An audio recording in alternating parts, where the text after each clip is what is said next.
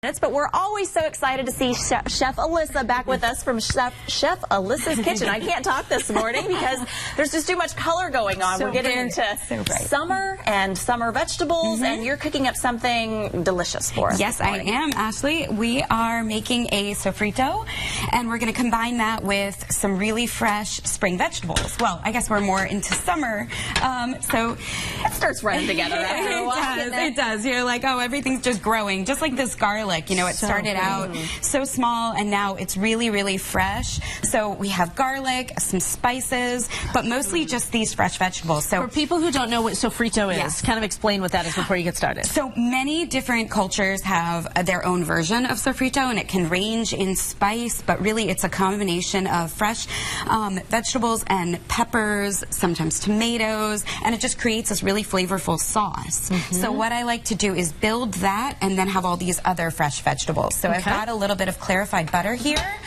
You can also use some bacon fat if you save that at home. It gives it a lot of really good flavor.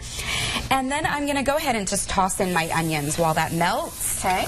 Oh, sizzly and delicious. Yeah, that's so really to start you want to have your vegetables separated, like your prep. And then everything can build together. And I'm going to take this beautiful garlic, and it's just so fresh and clean that I don't even need to peel it, like the cloves off of it. I'm just going to throw that right in. So I'm going to slice it a little bit. Pretty thin. Yeah, pretty thin, but you can do a nice chop. It really just depends. But we want to create this little sauce. It smells so good. Yeah. Let me ask you, how high do you have the range turned up? Just because I know you don't want to burn garlic, because that has a horrible taste. Exactly. And I do have it high, but I'm going to watch it. Okay. So as long as you're mixing it all together and letting it sweat and kind of become sweeter. But yes, you do have to watch for it to brown. And you don't want it to brown. Before it gets to that point, I'm going to throw in all of my other vegetables. Okay. So I've got the garlic working, and also some heat with the pepper flake. You could do that to taste if you don't like. I like to go pretty heavy. In the next few weeks, we're going to start to get some really nice fresh peppers. So pick those up at the market, throw them in. And then separately, I'm going to start to saute some of my squash and zucchini and red Now, I've seen these funky shaped little squashes. Tell us a little bit about that one. So this one is a little patty pan squash. Yes. And we have some little, I think they're like zephyr squash and zucchini. I've cut all of those up, and then they just, of course, everything's starting right now, and then it'll get bigger as the heat builds and we get into the summer. I want to make sure we get enough time to get everything in. All right. So I'm going to start sauteing all of these squash and zucchini. It is so pretty and so fresh looking. Yeah. It smells so good in here too. So then these will all combine together. Oh, and then I have some green olives. So I like to add olives for a little bit of saltiness. And once all of my